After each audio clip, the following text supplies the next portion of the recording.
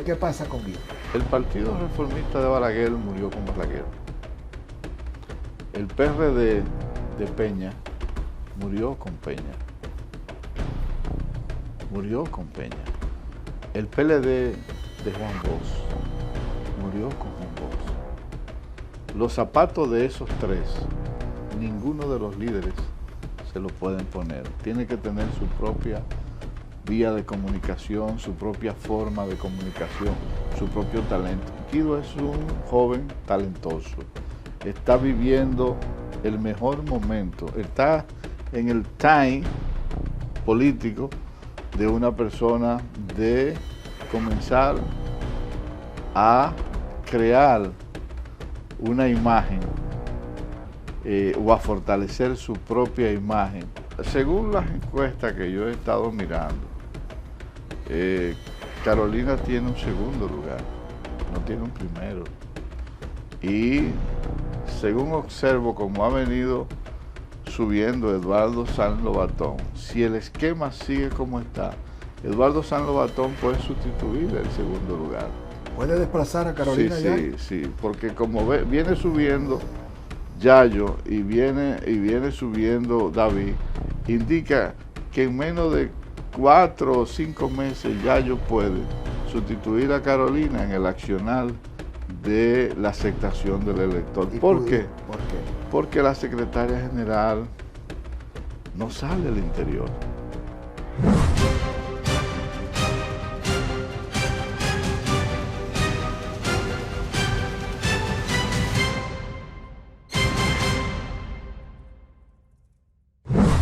Bienvenidos una vez más al Demócrata con su amigo Francisco Tavares.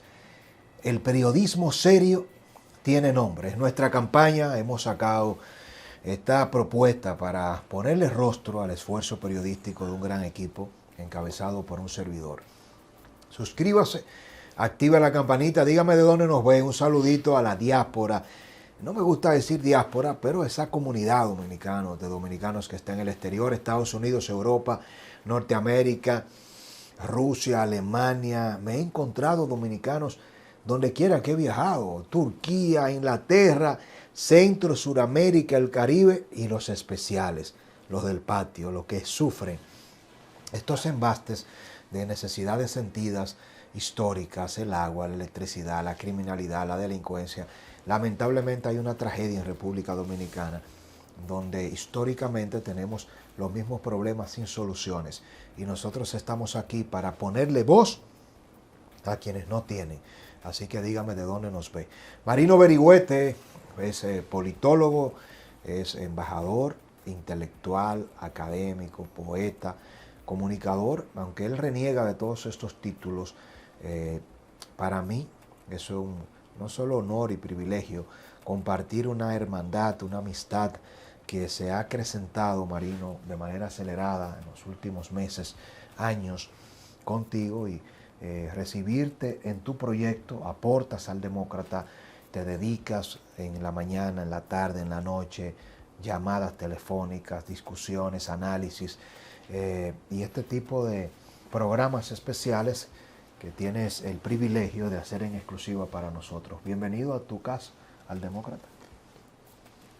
Gracias, Francisco. La verdad que sí, que me siento parte de esta nueva forma de comunicar. Ya el Demócrata tiene su propio estilo, su propia forma.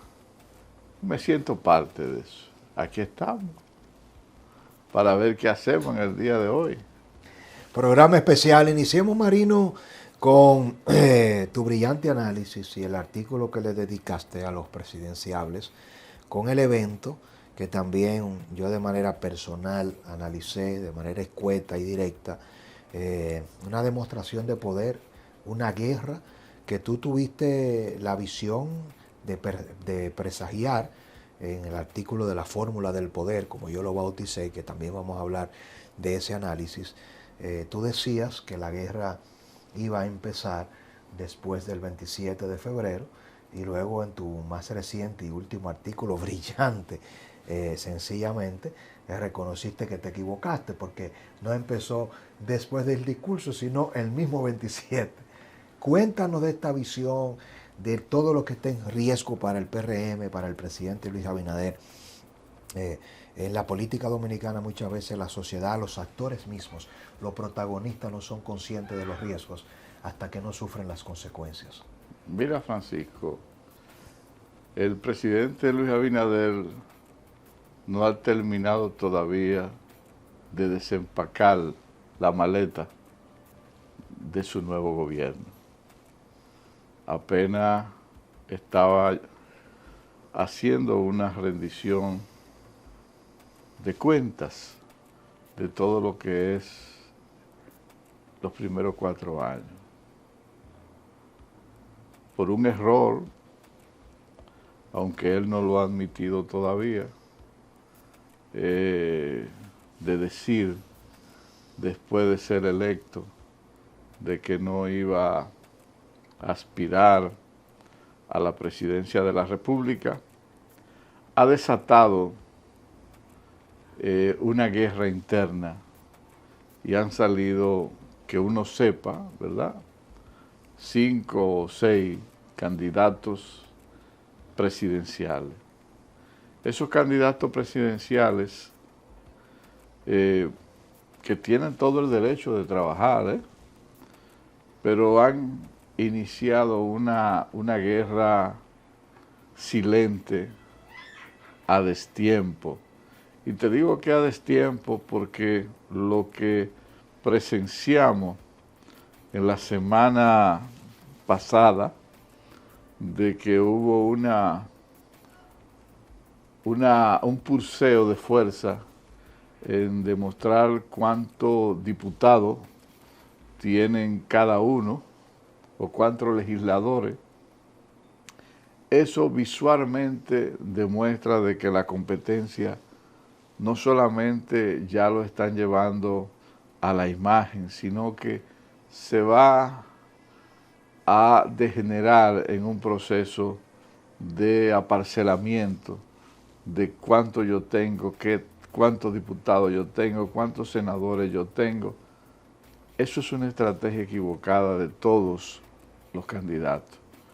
Primero, porque el hecho de que tú tengas 50, 40, 20 diputados no te garantiza de que tú eres el próximo candidato presidencial de ese partido. Eso es un mito que han tenido durante muchos años los partidos políticos, que quien tienes congresista puede manejar las candidaturas presidenciales en cualquier otro partido. Y dice que es un mito, ¿no es así? No, no es así. ¿Por qué?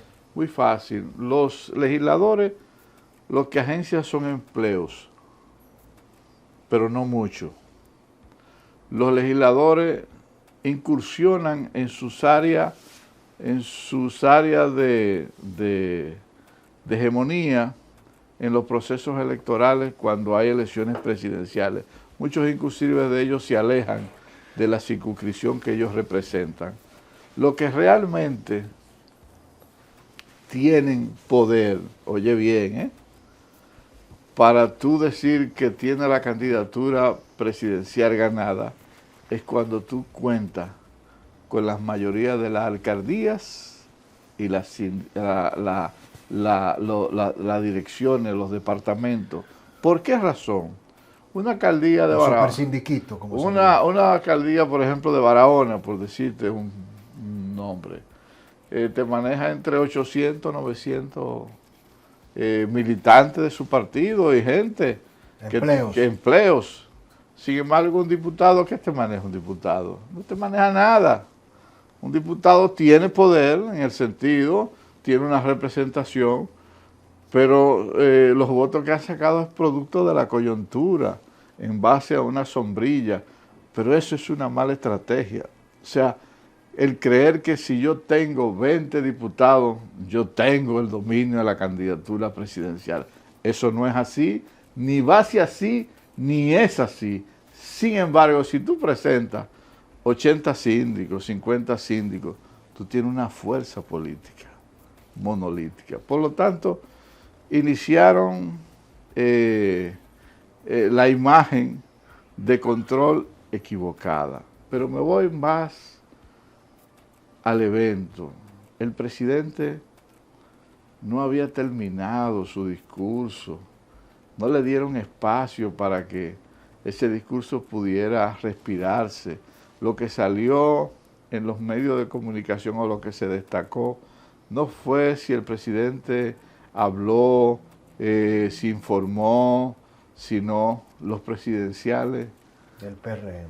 Pulsean del PRM. En la escalera, en la escalinata del Congreso. Entonces eso es una imagen más. Eso, producto de eso, fue que produjo ese artículo que tú acabas de mencionar, analizando de que el PRM lo primero que tiene que hacer antes de empezar a proyectar esa imagen es organizarse. Un partido, cuando gana el poder, sobre todo como el PRM, que lo acaba de recién ganar, pero con un margen de votación muy pequeño, 300, casi 400,000 votos, y fueron dados por los aliados, que es una manera de no retener el poder. Si el PRM no le cumple a los aliados, puede perder el poder. Fíjate que el PRM ha repartido el poder en aliados que no representan la cantidad de votos, porque no es verdad que el Partido del Toro representa la cantidad de votos para darle un ministerio. Y el de educación. No es verdad, el Partido del Toro es el de educación. Sí, pero yo te digo, pero no un ministerio, para darle el ministerio de educación más influyente. No es verdad, presupuestariamente hablando. No es verdad que el partido de Eduardo Estrella le ha dado esa cantidad de votos para darle el ministerio más importante y de mayor dinamismo a nivel de lo que se llama movilidad sobre los pueblos. Obras públicas. O sea que si lo vemos de una manera estratégica, el presidente ha comenzado a poner los huevos en una canasta donde no le va a sumar rentabilidad a ese partido político para sostener el poder. ¿Y a qué se debe que el presidente haya tomado esta decisión con este brillante análisis que haces tú de cara a aliados, pero aliados que entonces no tienen el músculo, como tú señalas, político, y no le cumple a una gran mayoría?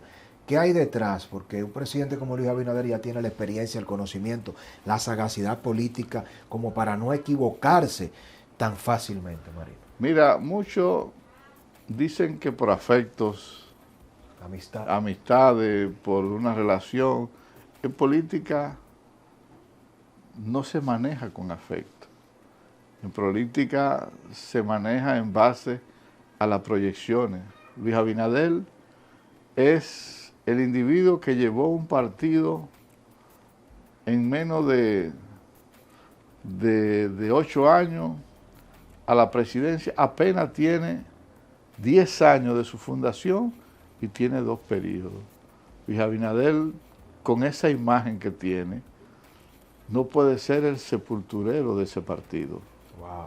Cuando te digo que no puede ser el sepulturero de ese partido, es Luis Abinader, aparte de que debe de ser el presidente de la República, debe de ser el arquitecto de su relevo. Por lo tanto, no puede dejar cabo suelto, porque la oposición sacó sola 1,5 millones. Y si los aliados, por ejemplo, se le van, si la gente que hizo campaña por él se le van, se reduce la posibilidad de retener el poder. Entonces yo hago el análisis en términos general, diciéndole que lo primero que él necesita es reflexionar. El poder no se cede tan fácil.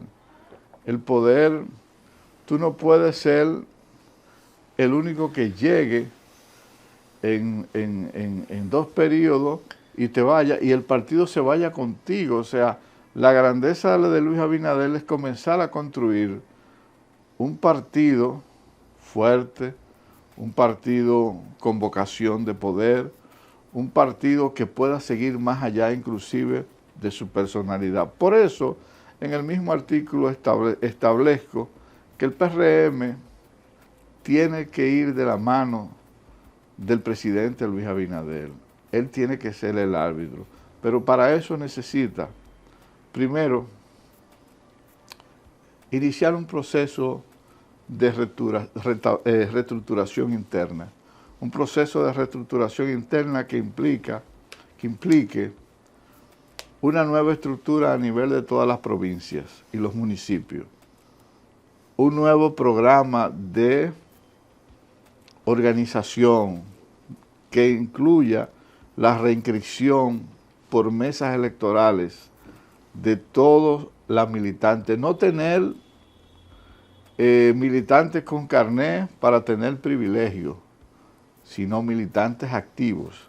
A ese padrón electoral pasarle permanentemente una auditoría en el padrón para que la gente que se inscriba sean reales, no le vayan a pasar como otros partidos que dicen... Tú lo explicas brillantemente en tu artículo, que los partidos políticos se han llenado de carné y de militantes que no existen, algo inorgánico totalmente. Entonces, un autoengaño. Después que inicia ese proceso, que lo concluya con la participación inclusive de esos precandidatos, iniciar un proceso de ordenamiento de la primaria interna sobre cómo se van a elegir esos candidatos. Pero para eso tiene que haber una reglamentación para que el partido, en vez de fraccionarse, salga unificado en términos de una candidatura, que sea una candidatura con unas primarias limpias, claras, que la gente no se sienta de que se impuso un candidato o que se benefició un candidato. Eso, una primaria de hecho de esa naturaleza y un partido fortalecido, pues tú tienes un partido no debilitado, sino un partido con la vocación y la fortaleza para seguir en el poder. Pero si no se hace todo eso, el riesgo del perder el poder es muy grande, Francisco. Por eso yo en mi artículo establezco esa escalera para que el PRM, que está a tiempo, porque está a tiempo, pueda iniciar un proceso con su secretario general, de organización, que ahora es secretario sin cartera, no tiene función, y no tiene función, y puede dedicarse a el partido, no tiene aspiraciones presidenciales, no pertenece a ningún grupo de los presidenciales, y puede él, junto con Paliza, establecer un cronograma de acciones para que ese partido no llegue a la elección de un candidato debilitado. Pero tengo la información y la comparto contigo en primicia, Marino Berigüete, de que el presidente va a nombrar muy pronto a Deligne Ascensión, ex ministro de Obras Públicas, como ministro de la presidencia. Entonces el presidente va a convertir a Deligne en el todopoderoso ministro de la presidencia. No va a tener Deligne entonces el tiempo, habiendo salido de Obras Públicas para trabajar la organización de un partido que necesita mantenerse en el poder. Y si difícil es ganar el poder, más difícil es mantenerse en el poder, porque el poder en sí mismo, como bien tú lo sabes, desgasta. Pero Deligne va a sustituir a José Ignacio Paliza, y entonces Paliza, que es el presidente del PRM, se va a convertir en el próximo canciller de la República. Eso está a la vuelta de la esquina. Solo está a la espera el presidente de que el actual canciller, don Roberto Álvarez, organice y ejecute la Cumbre de las Américas, que será en Punta Cana. Entonces, teniendo al presidente del PRM como canciller y al secretario de organización como ministro de la presidencia y a la secretaria general como precandidata presidencial, ¿quién hace el trabajo en el PRM? Mira, la fórmula más fácil para perder el poder es tener el secretario de organización ocupado en el Estado. Es tener la secretaria general aspirando a la presidencia de la República. Esa es una fórmula para perder. Si el presidente no empieza a ver más allá de la curva, al menos que en el proceso de su calendario electoral esté la sustitución de ellos como secretario de organización y como secretario general, porque aquí estamos hablando de proyecciones. Una cosa son las proyecciones y una cosa es lo que él tenga en el bolsillo. A lo mejor lo va a sustituir como secretario de organización y como secretaria general, porque esa fórmula dentro del Estado o una candidata con la secretaría general no da buen olor hacia el futuro, no da buenos resultados. El partido, para que pueda crecer, tiene que tener un presidente en la calle. No puede tener un presidente de un partido canciller porque se lo come la burocracia.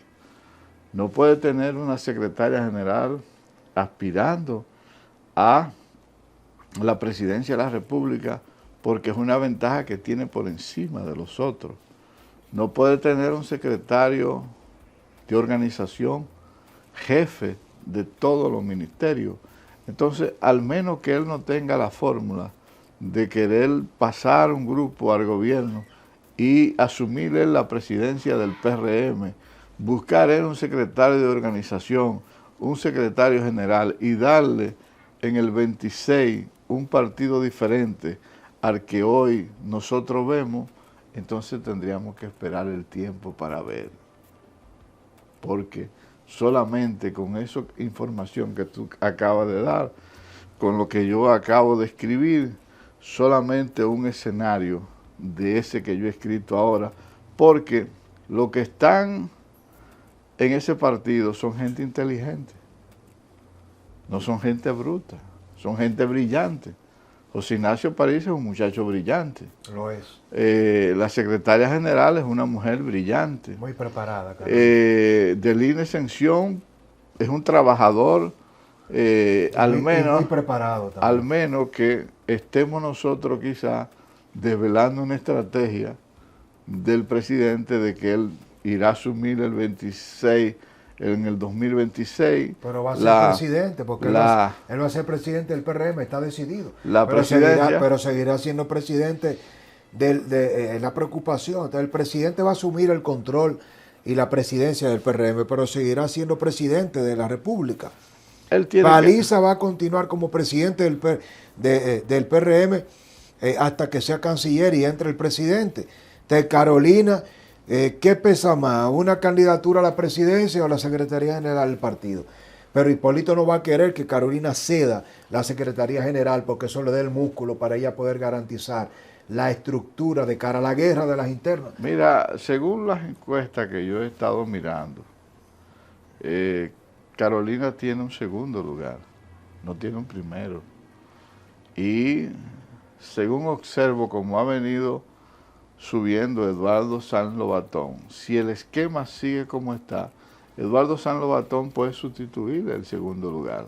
¿Puede desplazar a Carolina ya? Sí, porque como viene subiendo Yayo y viene subiendo David, indica que en menos de 4 o 5 meses Yayo puede sustituir a Carolina en el accionar de la aceptación del elector. ¿Por qué? ¿Por qué? Porque la secretaria general no sale al interior, no la conocen, no la manejan, sabe que es hija de un expresidente de la República, pero Yayo es más cercano, tiene más estructura, más activo, tiene una estructura juvenil, a su alrededor tiene un equipo que está trabajando para sustituirla en el segundo lugar. Entonces, es posible que nosotros un día nos despertemos con una encuesta que Yayo ocupe el segundo lugar y David mantenga su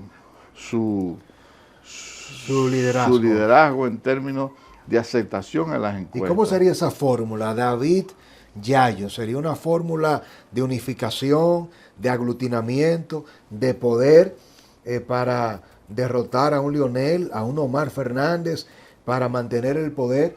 ¿Ves tú el potencial de una fórmula David con su liderazgo hacia afuera, Yayo con su poder hacia adentro? Sería una fórmula perfecta políticamente, aunque no hay nada perfecto, pero ¿te gusta esa fórmula? Lo primero que tiene que hacer un partido es ver cuáles son las provincias que está débil y fuerte. Balaguer siempre decía, si pierdo la capital, tengo que ganar en Santiago. Si pierdo en Santiago, tengo que ganar en la capital. Entonces, esas dos plazas no deciden, no decide quién debe ser, sino son los partidos que deben decidir quién le conviene para ocupar esa plaza. Yayo es un capitaleño 100%. Y ese capitaleño 100%, si él queda en segundo lugar en una primaria, aquí estamos haciendo proyecciones. Sí, de eso se trata el análisis. Lo ideal es que él ocupe o la alcaldía del Distrito Nacional o la senaduría. Para unificar en términos de lo que es imagen, el partido necesita una mujer. Y esa mujer podría ser Carolina. Entonces la fórmula podría ser David Collado, Carolina vicepresidente y Eduardo Sango Batón alcalde, y la actual de hoy vicepresidenta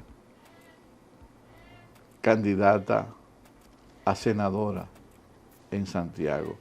Con esa fórmula, más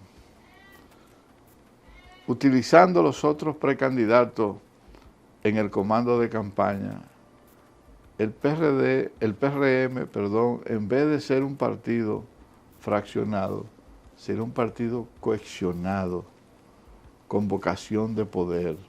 Si ese partido es capaz de armar un escenario de fórmula, sea esta que acabo de decir o otra, es un partido que entonces habrá asumido la vocación del poder.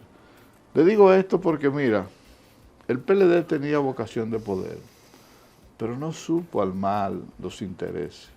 El PRD una vez estuvo en el poder, pero no supo armar sus intereses para poder retener el poder. Y yo creo que el PRM tiene la suficiente experiencia de lo que le pasó al PRD, de lo que le pasó al PLD.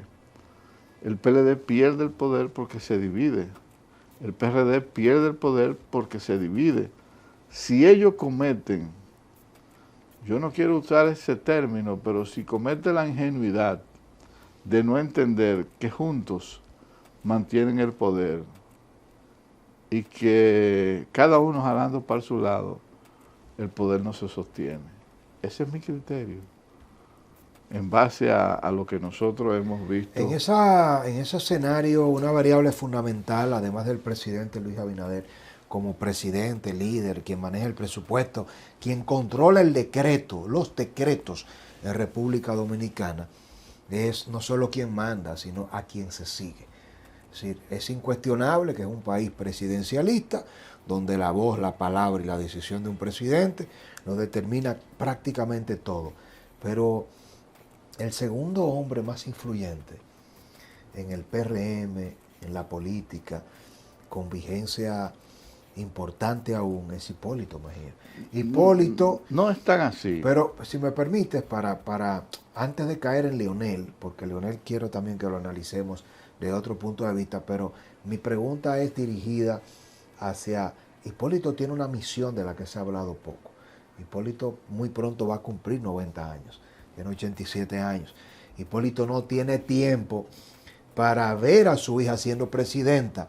Carolina tiene tiempo para ser presidenta en el 36, en el 40, pero Hipólito no estará vivo. Ojalá que sí, pero es difícil pensar en un Hipólito con 110 años.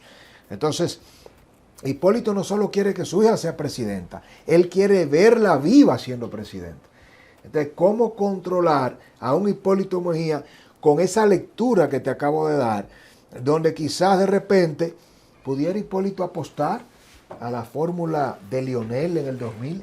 No, imposible. Leonel presidente, se ha repetido muchas veces, ya tú me entendiste. Leonel presidente, el PLD en el poder. Y en el 2000 Leonel apostó a que el PLD perdiera con Danilo para regresar en el 2004. Y funcionó. Y pasó lo mismo en muchas otras ocasiones. Entonces, ¿pudiera Hipólito hacer una rabieta y dividir el PRM? ¿O no tiene Hipólito las condiciones ya para hacerlo? Lo primero que te voy a decir es que el PRM es un partido nuevo. Es un partido donde no se ha cultivado odios. Apenas empiezan ahora el primer asomo.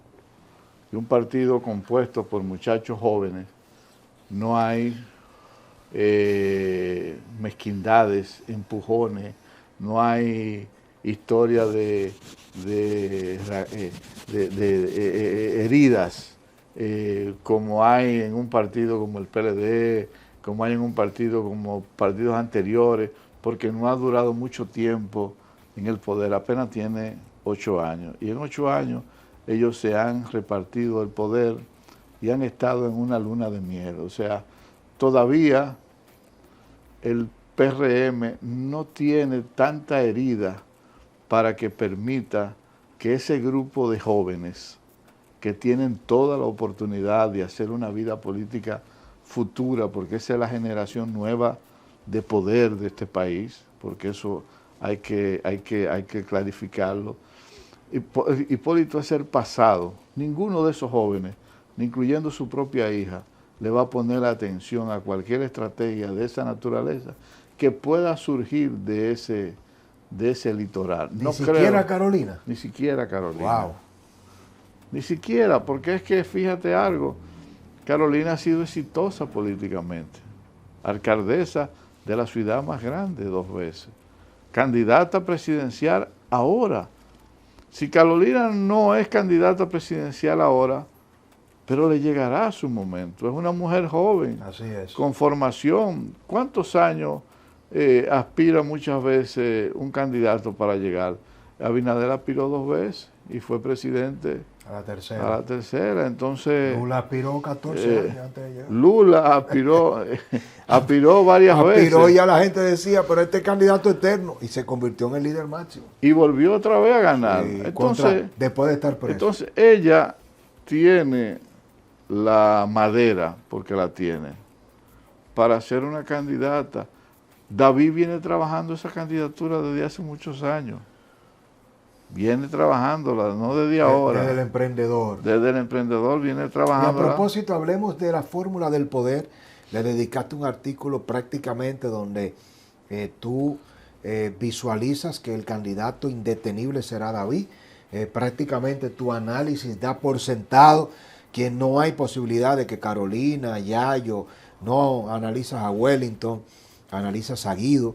Entonces me gustaría que podamos retomar esa fórmula del poder y tu presagio de David Collado candidato. Analizas a doña Raquel, la vice, pero ¿qué te llevó a fijar una posición tan arriesgada, tan temprano? Siendo tú una persona tan cauta, debo confesarte que no me preocupó, pero sí me llamó la atención. Mira, Francisco, hace tiempo que yo vengo midiendo a David, pero no por medirlo, sino que como tenía la responsabilidad en un partido político en una época de llevar la estrategia, el día a día, pues yo medía a todo el mundo y dentro lo medía a él. Y siempre me salía harto. Yo decía, pero ¿qué hace David Collado para que en Pedernales lo conozcan o voten por él? O sea, a mí me extrañaba. Y yo inclusive llegué a cuestionar a la gente que hacían en campo las mediciones, porque a mí como analista me causaba extrañeza eso, que apareciera. No es que aparecía con los niveles que está hoy, pero me aparecía. Entonces yo comencé a darle seguimiento. Ojo, yo nunca le he dado la mano a David Collado. ¿No conoces a David Collado? No lo conozco. Nunca he hablado en un círculo con él. Ahora bien, para el demócrata te voy a decir algo. El liderazgo que viene emergiendo es ese tipo, con esas características. O sea, el liderazgo del siglo XXI es ese. Lo ve en Boris, lo ve en Macro, lo ve en todo. O sea, ese es el tipo. Milei. Ese es el tipo de liderazgo, de la facturación de liderazgo que viene emergiendo ahora. Y él lleva la delantera. Bukele. Entonces no es que me llevó, es que cuando yo en estos meses he visto encuestas que te la he enseñado y él aparece alto, cuando tú ves que después de un proceso un individuo se remonta a esa numeración y el más cerca de él lo triplica, es imposible que en un periodo de 18 meses, si él se mantiene con su esquema, porque parece que él tiene buenos asesores, si se mantiene así, va a ganar las candidaturas, porque mucha gente basa su estrategia en el partido internamente. Pero es la población que le hace fuerza a los partidos para que los militantes elijan al candidato que la gente quiere. De afuera hacia adentro. Es de afuera, no de adentro hacia afuera. Algunos creen, no, hay que hacer una campaña interna. Aunque sea con padrón cerrado, María. Aunque sea con padrón cerrado. Y voten solo los dirigentes. Aunque sea con padrón cerrado y voten los dirigentes. Porque al final los síndicos, los diputados, los senadores, los funcionarios que están en el poder, al final lo que quieren es mantenerse en el poder. Y en una encuesta, cuando tú ves que la población a un candidato te lo señala, o como decía Balaguer, no es que tú aspires, es que la gente te aspire a que tú seas presidente. Y eso es difícil. Y eso es difícil. Entonces, cuando la gente comienza a aspirarte a que tú seas presidente, es una ola que va adentro, internamente. Y al final hay algo que es lo que es el juego del poder. Un presidente cuando va a salir, mide a los precandidatos.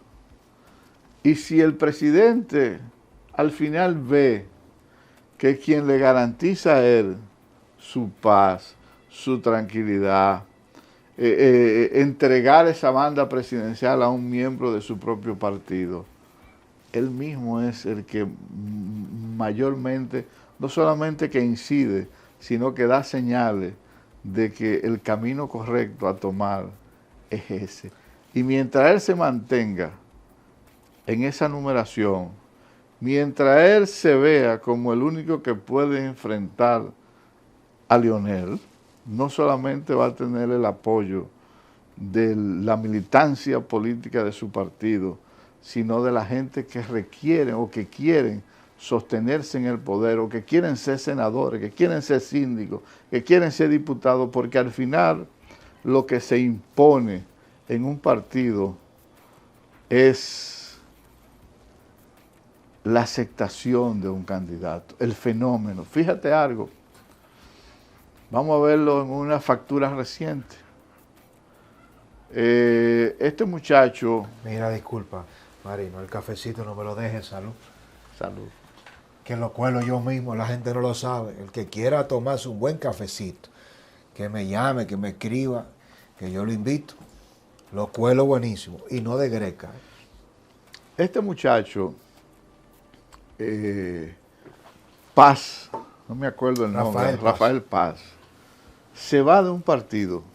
Del PLD. Del Comité Central.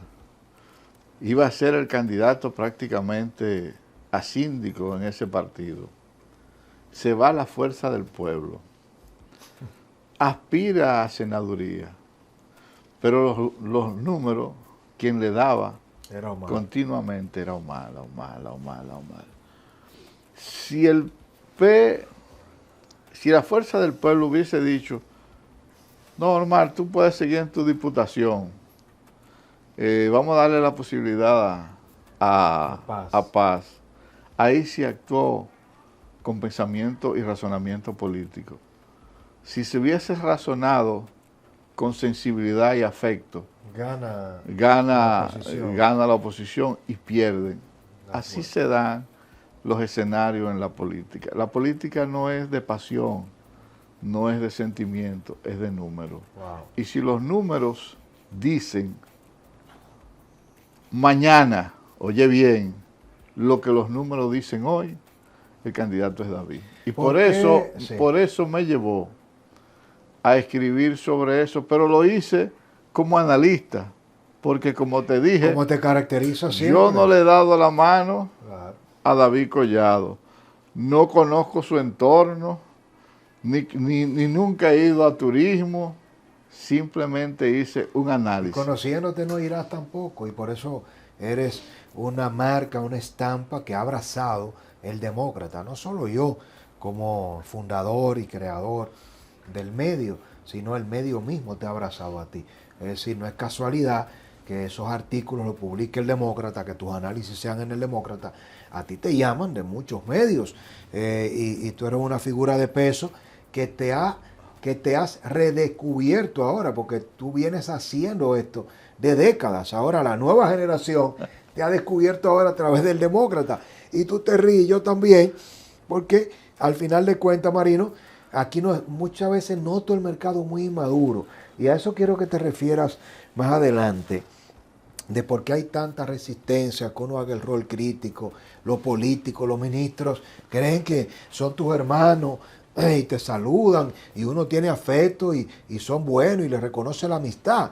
Pero al final de cuentas el análisis objetivo y crítico no puede pasar por el matiz y el tamiz de si tú y yo somos amigos o no. Ahora, no puedo afectarte mintiendo, pero no puedo beneficiarte mintiendo tampoco. Eso vamos a dejarlo para el final. Pero me llama la atención porque tú no tomas en cuenta y que seas tan crudo y objetivo como tengas que ser a Wellington Arnaud. Dicho sea de paso, en Descodificando los Presidenciables, le diste una evaluación bastante fuerte y crítica a Wellington, lo hiciste con todo, pero ahora tú ni siquiera lo consideras. Wellington no marca. Wellington, ya tú dijiste aquella vez que no era de 28, pero también es justo hacerte la pregunta, abierta y públicamente, no fuera de récord. Marino, ¿qué pasa con Wellington? Mira, Wellington está marcando un 3.5 frente a los otros, pero en una campaña electoral nunca 4 llegan a la carrera. Mi experiencia me lo dice. O sea, 4 nunca llegan a la recta final.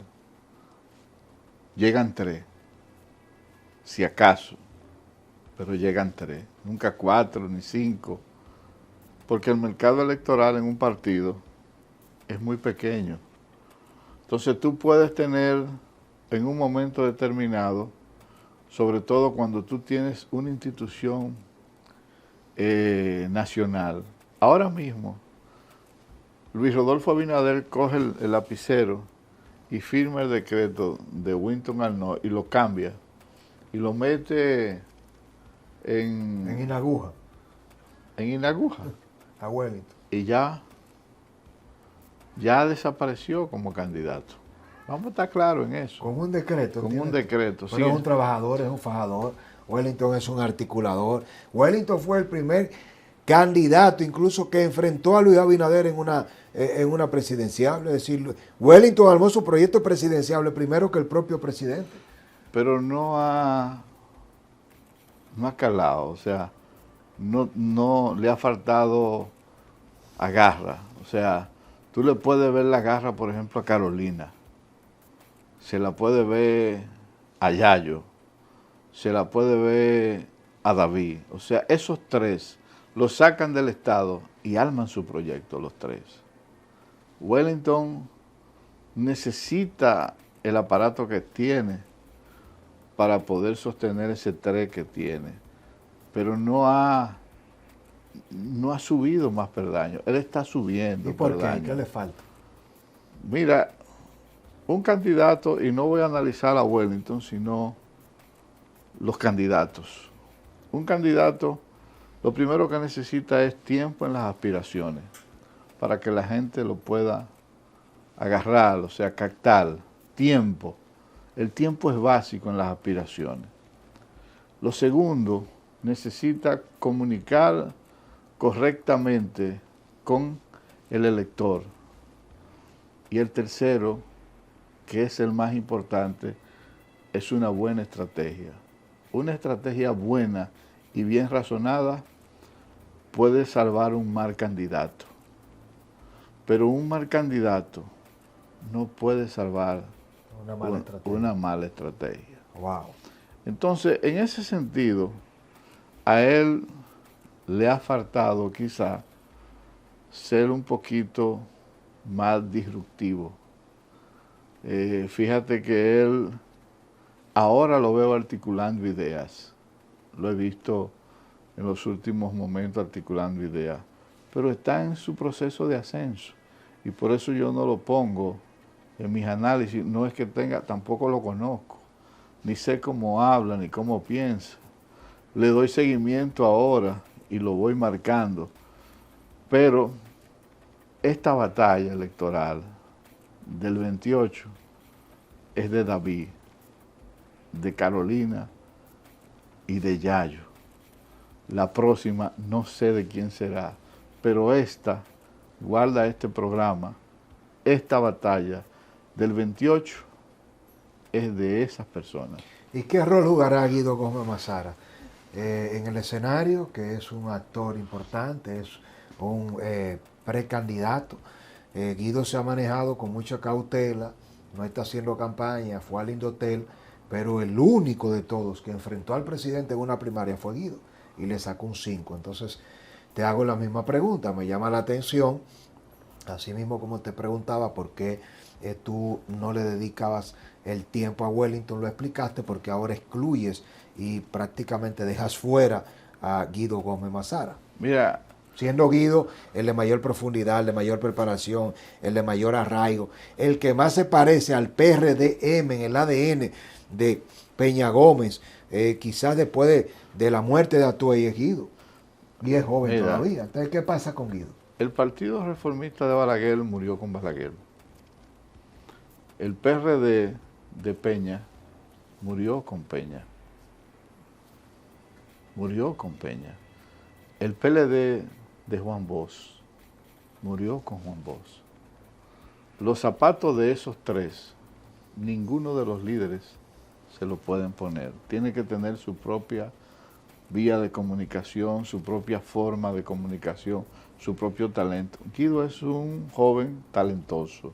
Está viviendo el mejor momento. Está en el time político de una persona de comenzar a crear una imagen o a fortalecer su propia imagen. Y las encuestas, como bien te señalo, lo marcan muy por debajo inclusive de Yayo en este momento. Entonces lo que te quiero decir que Guido ahora se ha metido en una institución que no le permite tampoco tener mucha sala a nivel político. Lo saca inclusive del lenguaje político. Y es verdad que él a veces quiere salirse de ese lenguaje técnico, pero vuelve y entra otra vez. Pero Guido es una persona de observación. Vamos a ver cómo él comienza no solamente a centrar un discurso más pausado, más tranquilo, vamos a ver cómo él moviliza su estrategia y vamos a ver si la última encuesta que yo vi, que fue del mes pasado, comienza a rebasar y vamos a ver el comportamiento. Por eso no lo trato. Pero de todos, él es el único amigo que yo tengo ahí, de los precandidatos. De todo, oye bien, de todos. Pero yo no puedo venir aquí. Habla muy bien de ti, la objetividad. Yo no puedo venir aquí al Demócrata a dar información sesgada. ni a manipular la información. Y yo te digo eso porque esas encuestas están en las manos de cada uno de ellos.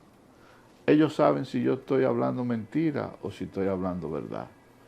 Ellos lo saben, cada uno. Por lo tanto, yo lo que hago, y como lo digo en mis artículos, en ese artículo que hablo sobre los presidenciales del PRM, ahora que estoy alejado de la actividad política, ahora que no pertenezco a ningún partido político, puedo darme el lujo de ser totalmente limpio y claro en mis análisis, pero es en lo que yo creo.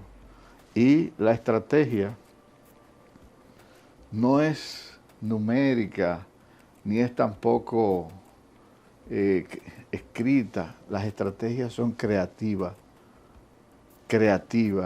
y cada uno de ellos tiene que hacer su propia estrategia. Yo no tengo ninguna. Yo solamente hago un análisis de lo que leo, de lo que veo, pero sobre todo de las encuestas que leo. Y por eso es que le doy el espacio que él tiene, el respiro que él tiene, a ver cómo va su comportamiento en el sentido de los meses. Porque lo bueno de esto es que ahora empiezan. Un candidato puede venir desde abajo. Puede surgir una nueva figura. Y puede surgir una nueva figura también. O sea, es ahora que empiezan a correr. Todo depende de cada uno de ellos, de cómo armen su propia estrategia. Lo que yo espero es que no armen una estrategia como la que hicieron en el Congreso, porque ese PRM que presentaron en el Congreso Nacional no es el PRM de hoy. El PRM de hoy está lleno de jóvenes, con criterio, muchachos con pensamientos diferentes, gente que tiene voluntad de hacer política diferente, gente que no cree en el maquiavelismo, sino que cree en el comportamiento. Y ellos mismos deben de ser los portadores de no ser como el pasado, sino de ser un partido diferente, un partido que le dé a esta democracia dominicana no solamente un presidente nuevo, un presidente que no sea corrupto, un presidente que esté lleno de ética, un presidente que construya un país diferente al que tenemos, un presidente que no quiere imitar a Balaguer, un presidente que no quiere imitar a Guzmán, un presidente que no quiere imitar a Peña, sino un presidente nuevo, un presidente que venga a construir el ser humano del siglo XXI. Y esto lo digo yo por mis nietos, por mis hijas, por ti que va emergiendo. O sea, el país necesita una democracia diferente y ustedes los políticos jóvenes necesitan desaprender del pasado, porque solamente desaprendiendo de la política del pasado, de la forma de articular política en el pasado, solamente de esa manera podemos nosotros construir una patria diferente, un país diferente. Un país donde los profesionales no vivan de lo que aparezca, sino vivan de lo que aprendieron. Un país donde las madres dominicanas sean no solamente evaluadas en sus trabajos, sino que tengan empleo permanentemente, donde la niñez se respete, donde las escuelas no públicas compiten con la escuela privada.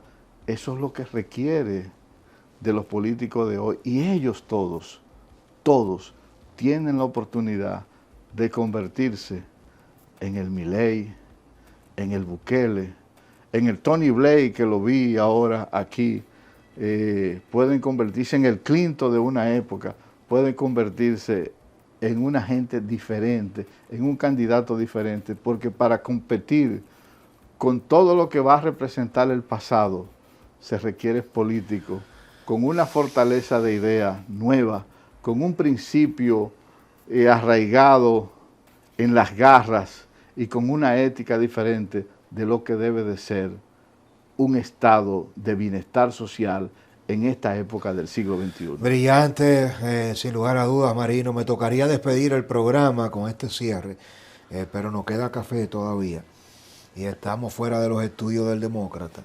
Te invito siempre a televisión, pero ahora estamos en esta guarida donde el tiempo se alarga. Se alarga. Se alarga, se alarga. Y te confieso que con muy pocos analistas, como contigo, me siento cómodo de escuchar. Y yo, que me enfrento siempre al desafío de hablar, cuando me toca escuchar, también hablo, porque estoy en un diálogo contigo activo, en una escucha activa. Y creo que ahí voy aprendiendo el otro nivel de la sabiduría. Porque cualquiera es inteligente para hablar, pero cuando nos toca escuchar, no todos lo sabemos. Así es, así es. Marino, en esta fórmula del poder, ¿sabes que yo tengo el sazón para crear los conceptos? Y ya yo creé este. Esta es la fórmula del poder de Marino Berigüete. Así saldrá esta entrega para el disfrute de toda la audiencia. Y tú te has granjeado una audiencia en restaurantes, en las élites económicas, en los grupos políticos. Y yo sé que estarán esperándolo. Cada capítulo de la fórmula del poder de Marino Berigüete. No se nos puede quedar nadie. La vicepresidenta Raquel Peña no podría ser una elegida sorpresa del presidente. Acabas de decir hace poquísimo tiempo que estamos tan a tiempo a propósito que puede emerger un candidato de la nada y ser ese. Y Raquel es la que está yendo a entregar más obras. Me llama la atención cómo ella sustituye al presidente, cómo no se ha lanzado y no ha hecho campaña, pero es una mujer que va a tener 5 para 6 años cuando se cumpla el próximo año. Si se fija una fecha para 2026, octubre, noviembre, para una primaria, ya tendrá 6 años ejerciendo el poder y nada la inhabilita para ella presentarse. No pudiera ser una variable de convertirse Raquel en la que destrone a David, a Yayo, a Carolina, a todos. ¿No sería ella la idónea para ser la alfil y jugadora de mayor confianza del presidente Abinader? Mira, el mercado electoral del 2028 va a ser un mercado electoral de gente con rostro nuevo. Cuando te hablo con rostro nuevo en la candidatura presidencial, es que ya la mayoría de los políticos de una generación tendrán 74, 73, 78, 84. Lo que viene emergiendo con mucha fuerza es una generación joven. Esa generación joven que viene emergiendo, Luis Abinader no puede ser el que la ataje. Y no creo, sinceramente que no creo. Luis Abinader es un hombre que ha demostrado ser inteligente. No creo que él sea el que quiera atajar esa generación de jóvenes políticos que vienen emergiendo dentro de su partido. Todo lo contrario, él le va a dar la oportunidad. Ya él cumplió su papel, cumplió con Raquel, y yo creo que esa generación que viene emergiendo no merecen, porque ellos se le entregaron a Luis Abinader, se le entregó David, se le entregó Yayo, se le entregó Carolina, se le entregó Wellington, se le entregó Guido para un proyecto que se llamó Luis Rodolfo Abinader. No creo que él, que es producto de ese grupo de muchachos jóvenes, divide el partido. Divide el partido. Entonces yo creo que él va a actuar como lo que es él, un hombre inteligente, un hombre sagaz y un hombre que le va a dar paso a que esa generación de políticos no solamente empiece a caminar su propio camino, porque si no hubiese sido así, lo primero que hubiese hecho es que no hubiese dicho lo que dijo, que no iban a aspirar, porque no creo que él lo hizo inocentemente, lo hizo para que ellos salieran. Y no creo que él lo detenga. Y si hubiese tenido intención de detenerlo, lo hubiese quitado a todo el 27 de febrero de este año. De un plumazo. De un plumazo. Entonces, no creo. Yo creo que la vicepresidenta está ocupando su papel, lo está haciendo excelentemente bien, pero creo que será muy buena senadora y muy buena dirigente regional del Cibao. Brillante. Concluimos ahora sí con el PRM. Pero esto no es un programa de la fórmula del poder, del PRM, porque no solo del PRM vive el hombre. Leonel Fernández, ascenso, sale del PLD, construye un partido político nuevo, hace el trabajo sucio. Leonel, la oposición al PLD no la hace el PRM, la hace Leonel. El EPA fuera que va, no se lo canta a Luis, a Danilo, se lo canta a Leonel, a su propio partido. Leonel tiene una gran mayoría de PLDistas, diputados, senadores, alcaldes que salieron del PLD, ganando en el 20 en el PLD, en la Fuerza del Pueblo, saca un 30% y Leonel está convencido de que será presidente de nuevo. Entonces me gustaría, sin entrar en Omar, porque también es parte de la fórmula del poder, que tú puedas analizar a Leonel Fernández, su tasa de rechazo, y que puedas también hacer un ejercicio luego de analizar a Leonel y sus posibilidades, y no las de Van Inter. ¿Quién sería el idóneo también para enfrentar a Leonel en el PRM? Y si Leonel de verdad es el mejor candidato para que el PRM pueda garantizar que va fácil y cómodo en el 28. Para llegar ahí, lo primero que te voy a decir es que entre la Fuerza del Pueblo y el PLD nunca va a haber alianza. Mientras Danilo esté vivo, la Fuerza del Pueblo no podrá haber una alianza con el PLD. Por lo tanto, cada partido va a desarrollar su fórmula electoral independientemente de los votos que saque uno y otro. Eso es así. Porque así como te dije que en el PRM no había muchas heridas guardadas porque es un partido de recién factura, el PLD tiene demasiado herida, tiene junto con la Fuerza del Pueblo. Por lo tanto, esa alianza no es posible, no se va a producir. Segundo, si el PRM hace lo que tiene que hacer, sostiene el poder. Si el PRM no hace lo que razonablemente debe de hacer para sostener el poder, Leonel tiene una vía abierta para poder ganar en una segunda vuelta, porque nunca Leonel va a pasar ya más en una primera. ¿Qué tiene que hacer Leonel para habilitar esa vía y crear las condiciones? Mira, lo primero que él tiene que hacer es dedicarse a su partido.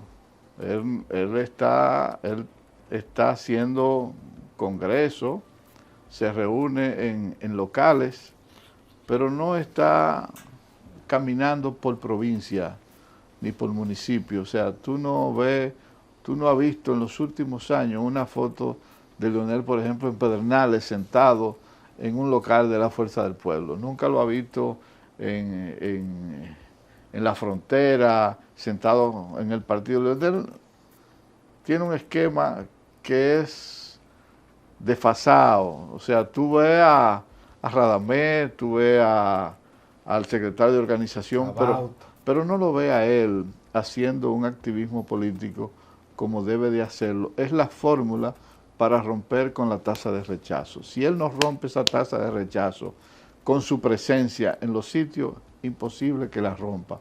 Puede llegar a 1.300.000, 1.200.000, 1.400.000, pero no llegar a 2 millones y pico con una tasa de rechazo de un 36, no tiene posibilidad de alguna, más toda la historia que se desenvuelve alrededor de su entorno que no lo ha cambiado. Sigue siendo su mismo entorno y no creo que lo va a cambiar. Por lo tanto, yo en este proceso que viene del 28, tengo que esperar primero qué va a suceder en el PRM para decirte cuál será el destino de la Fuerza del Pueblo junto con Leonel. Porque si el PRM se mantiene cohesionado, hace su elección del candidato, se unifica, el PRM continúa en el poder. Omar Fernández, es mucho lo que cada vez más se habla el contagio, el liderazgo, tiene el deso, ese deso en el que tú no haces nada y caes bien, eres empático. Los mismos PRMistas y ministros del PRM no le desagradó al final que Omar le ganara a Guillermo Moreno, no solo por Guillermo no ser un PRMista, sino porque Omar ha construido una imagen tan distante de la tasa de rechazo de Leonel, que quizás todo el encanto de Leonel ahora lo encarna él. Mira, hasta rimó poéticamente. Ahora, ¿cuál es el rol de Leonel y Omar? ¿Cómo crear una fórmula? Analízame a Omar en esta fórmula del poder y cómo crear una fórmula del poder donde Omar pueda ayudar a su padre a que llegue.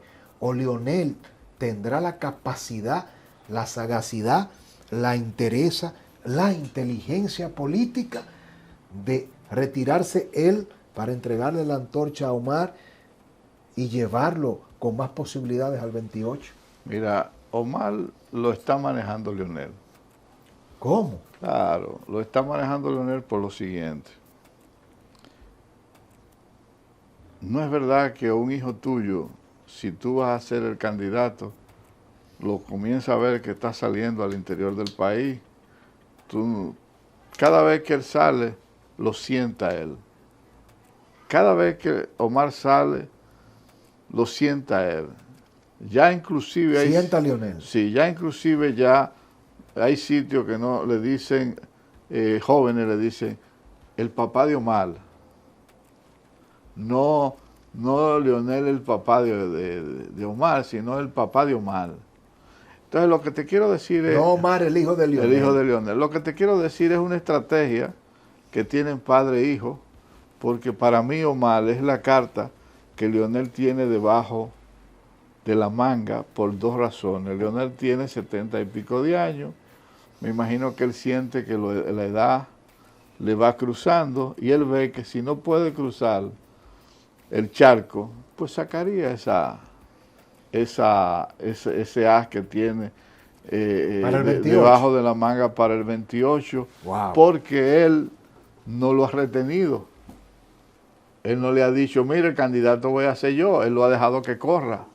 Y mientras él sigue corriendo, Leonel sigue disminuyendo, porque quien va a pensionar a Leonel es Omar. Es decir, que hay una canibalización entre Omar y Leonel. No, el crecimiento de Omar va mermando la posibilidad de Leonel. Claro, pues canibalismo en el marketing comercial. Claro, ¿no? claro, porque va socavando dentro de lo que podría ser los adeptos de la fuerza del pueblo, se va a ir sumando a él. Al final, la estrategia de él es que eso se le sume a él, pero vamos a ver dónde la gente que pueda sintonizar con él, la gente que pueda llevar a un contacto emocional con él, si él va candidato, vamos a ver si Omar es capaz de sumársela a él, porque eso habrá que verlo también. ¿Y cómo manejar, Marino, el gran desafío de esa gerentocracia fupista que abandonó el PLD, que le juró lealtad en los peores momentos a Leonel y que ahora ve como su peor amenaza, no a Danilo, ni al PLD, ni al PRM, a Omar? Porque y tú te ríes, porque esa élite política que gobernó con Leonel quiere llegar al poder, pero con Leonel, porque sabe que si es Omar el candidato, Omar lo pensiona todo, no solo a Leonel. Entonces, ¿cómo Leonel puede manejar la lealtad, que es una de sus principales debilidades? Por eso yo digo siempre que el presidente Luis Abinader está gobernando con el librito de Leonel y de Danilo, porque no es nuevo. El modelo de proteger a los amigos, aún sacrificando al país, no es de Luis, es de Leonel, que mantuvo a Félix, a Víctor Díaz Rúa, a todo el mundo allí. Entonces, ¿cómo Leonel va a manejar una realidad donde si él no es, él quisiera que sea Omar, pero dentro de la fuerza del pueblo están dispuestos a todo para que no sea Omar, para que no los pensione? Fíjate que Omar, qué dilema, ¿eh? Fíjate que Omar no lo tiene a ninguno al lado. Fíjate que Omar nunca se ha sacado una foto con ninguno de ese entorno de Leonel al lado. ¿Qué te parece ese análisis? Que está correcto. O sea, Omar no solamente pensiona a Leonel, lo pensiona con todo y su grupo. Y nace otra nueva fuerza del pueblo con Omar. Y Omar va a hacer su propio camino. Por eso te digo que quien va a pensionar a Leonel es Humala. Marino, hay una nueva variable en este escenario. Analizamos el PRM, su precandidato, a cada uno de ellos, al presidente, el dilema de hacer gobierno, de relanzar el gobierno, de manejar los intereses, los perfiles. Leonel, nos vamos evidentemente al PLD y emerge una figura que es como si hubiese aspirado, pero nunca aspirado en el PLD, que es Francisco Javier, y hay un dilema ahora. ¿Qué pasa con Juan Ariel, que es un Omar Fernández dentro del PLD? ¿Qué pasa con Abel, que tuvo un muy mal desempeño, tuvo divisiones, el propio Francisco Javier lo dejó solo como director de campaña, pero Abel es un candidato presidencial que tiene una cuota? Entonces, ¿qué pasa con Abel, Francisco Javier y a Juan Ariel Jiménez y Danilo, que ahora ha salido a programas, ha salido a mítines y parece como que Danilo se revitaliza y quisiera ser él el candidato? ¿Cuál es la estrategia? ¿Cuál es la fórmula del poder en el PLD? Mira, en el PLD las fuerzas están muy heridas. Hay parcelas que están sentadas. Tú no ves a un Francisco Domínguez Brito en la calle. Tú no ves a una Margarita. Tú no ves a... Bueno, Amarante se fue ya. Tú no ves al mismo Juan Ariel, tú no lo ves, sale a veces, da una... Pero no lo ves como un proyecto presidencial. Se dice en Facebook, en Twitter, pero tú no lo ves como un proyecto presidencial. Quien está articulando un proyecto presidencial en serio es Francisco Javier. Francisco Javier está visitando todos los municipios, uno por uno, estilo lo que debe de hacer, lo que se hace en campaña, lo que hacen los operadores realmente en campaña. Francisco Javier tiene una conexión más directa que todos esos precandidatos. Conoce cada dirigente de su partido por nombre. Por lo tanto, el candidato del PLD, con un acuerdo con Danilo de no tocarle su presidencia, es Francisco Javier. Francisco Javier podrá llevar ese partido a un 15, a un 18, pero no pasará de ahí. No pasará de ahí. Ese partido tiene que iniciar un proceso de reestructuración. La manera como se eligió a operadores alrededor de la figura del expresidente, pero eligió a sus amigos, no eligió operadores políticos. Es un partido que luce cansado, que luce agotado, que a veces quiere tomar un respiro, pero vuelve y baja otra vez. Por lo tanto, el futuro del Partido de la Liberación Dominicana, que espero que sea mejor que el que yo veo en la proyección, está con un Francisco Javier presidente y con una facturación de voto entre un 18 a un 17, a un 14. Ese es el rango que ellos van a jugar. Podrán tener ya más diputados inclusive, podrán sacar también algún senador en esta ocasión, pero ese es el juego de este proceso. Interesante, Marino. Las candidaturas independientes son una realidad. Es un juego pesado pensar ahora que los partidos políticos, y ellos están escandalizados, no pueden tener el monopolio, no tendrán, todo apunta, el monopolio de cuáles son los candidatos y candidatas a diputados, a senadores, a presidentes. ¿Qué representa la posibilidad, tras el fallo del Tribunal Constitucional, de tener en el 2028 a candidatos independientes compitiendo con los candidatos de los partidos políticos tradicionales? Las candidaturas independientes es un aborto de ese Tribunal Constitucional que dio una sentencia mala. ¿Un aborto? Sí, es un aborto, mala. Yo estoy de acuerdo con la candidatura independiente, pero la manera como ellos lo hicieron, o sea, las facilidades que ellos le dieron para ser un candidato independiente, sin un tipo de reglamentación, te dice a ti que eso va a tener una larga estadía y que no se va a aplicar en estas elecciones del 28. En el 28 no podremos tener no creo que podamos, candidatos independientes. No creo, porque y no se supone que el Tribunal Constitucional es la más alta corte. Bueno, es decir, que después de ahí no hay jurisdicción bueno, jerárquicamente en el sistema de justicia y el Estado de Derecho de República Dominicana, y tú como abogado, al igual que yo lo sabemos, entonces, ¿cómo que funciona? O es la más alta corte el Tribunal Constitucional o no lo es. Fíjate que porque no estoy entendiendo. En el proceso pasado, no, en el proceso del 20, Leonel no podía ser candidato por la fuerza del pueblo, porque había sido candidato de un partido. Y la ley lo prohíbe. Porque la ley lo prohíbe, y lo fue. Entonces, a veces, mi querido amigo, las acciones tienen soluciones políticas que tienen mucho más peso y más validez que poder crear un ruido. Te digo eso porque las candidaturas independientes hay que reglamentarlas. Mira por qué, Francisco. Si yo hoy soy candidato en un partido y pierdo las elecciones, no, yo me voy a una candidatura independiente y me voy a una candidatura independiente, eso es ilegal, porque tú no eres independiente, tú perdiste un proceso electoral y te fuiste a la acera del frente y creaste una condición para ser independiente. Eso no debe ser, eso no es igualdad de armas, todo lo contrario. O sea, cuando tú tienes un reglamento que diga que para tú ser candidato independiente debe de tener por lo menos 2 procesos de no haber sido candidato por un partido, entonces tú eres independiente. Pero una cosa es que tú salgas de un partido, te metes en una candidatura independiente y le hagas la competencia a esa misma persona con la cual tú perdiste. Vendiéndote de independiente. No puede ser eso. Es como que tú me digas a mí que Roque es independiente, Roque no es independiente. El cobrador. El cobrador fue candidato por el partido de Ramfi, se inscribió en ese partido.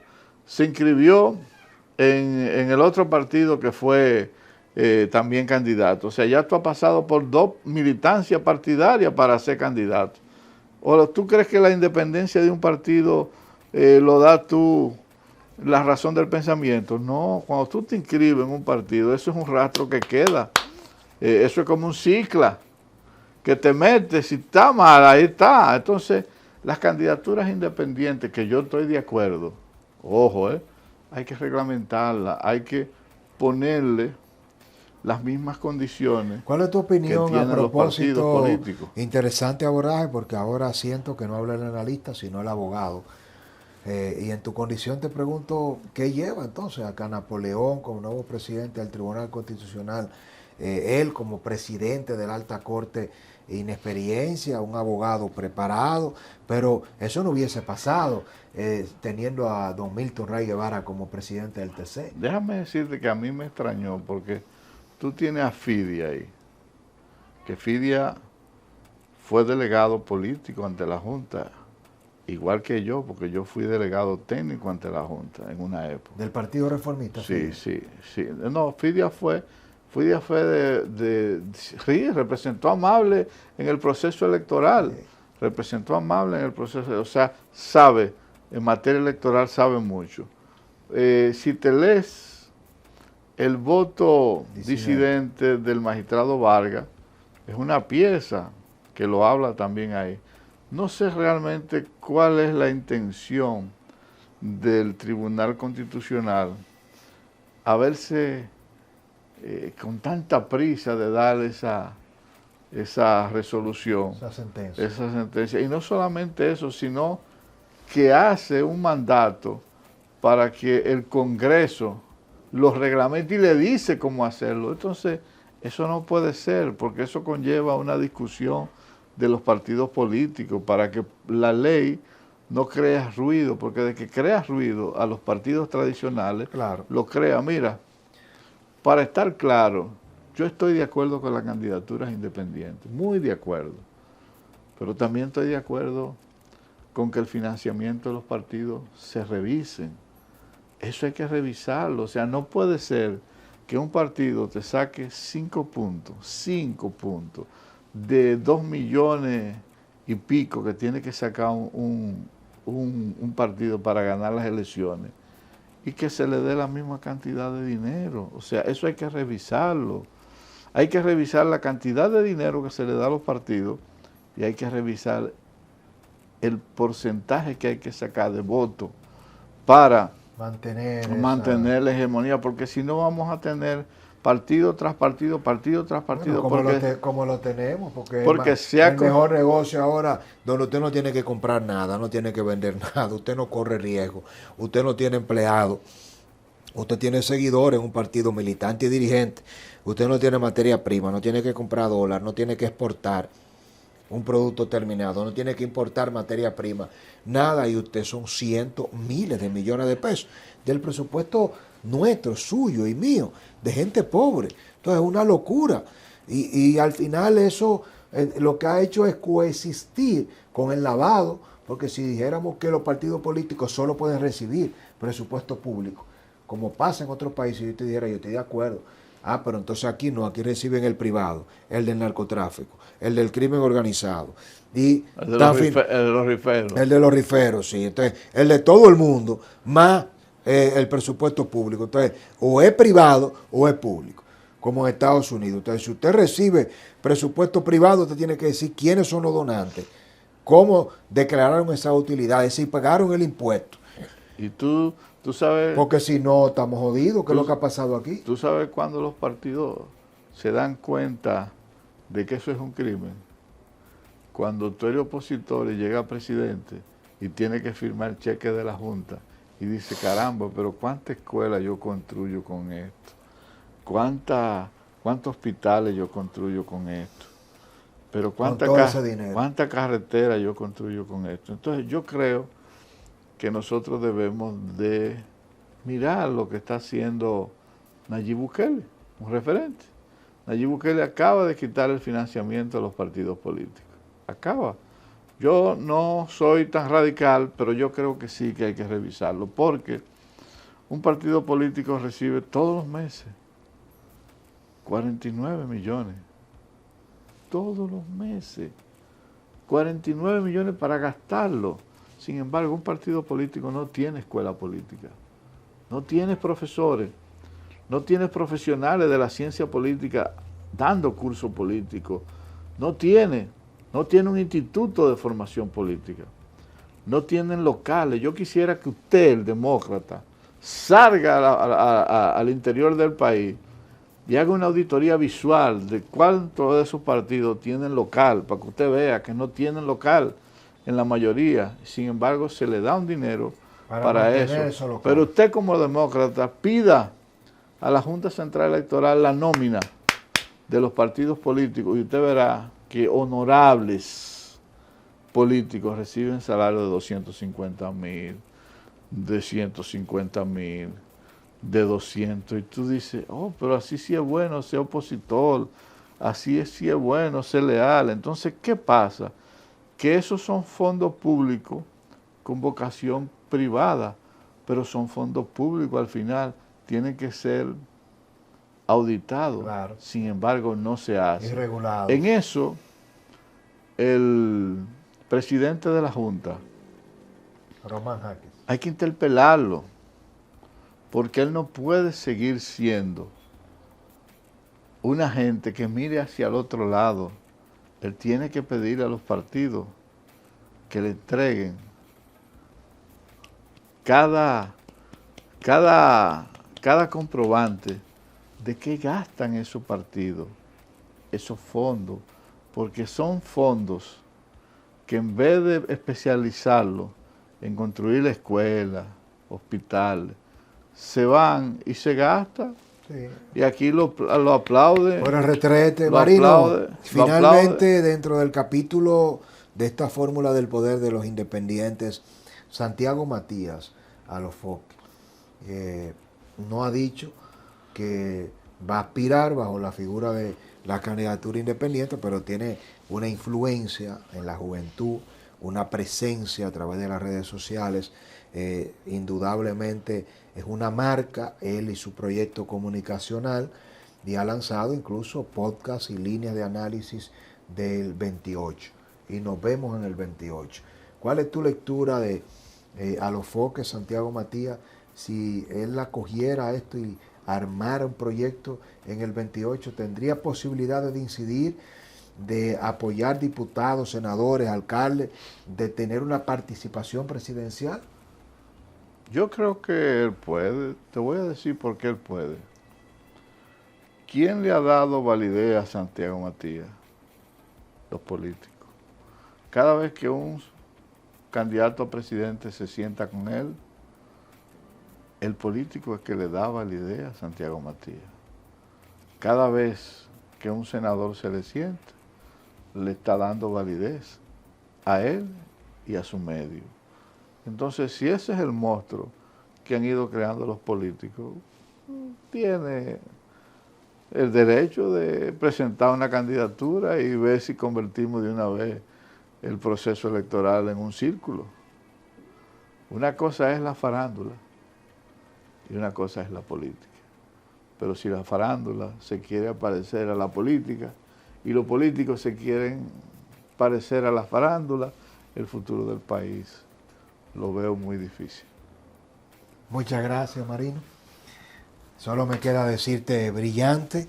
Ustedes han sido testigos de una conversación histórica. Una vez más, no solo descodificamos el poder, sino que ahora Marino Berigüete nos entrega la fórmula del poder de cara al 2028. Leo sus comentarios, suscríbase, activa la campanita. Recuerde que somos el medio de comunicación que tiene el compromiso de revelar la verdad. Donde la verdad se revela, tenemos una campaña que va posicionando el mensaje de que el periodismo serio tiene nombre: El Demócrata. Síganos en todas las redes sociales, en su preferida. Déjeme su comentario. Ahora le toca a usted. Les leo.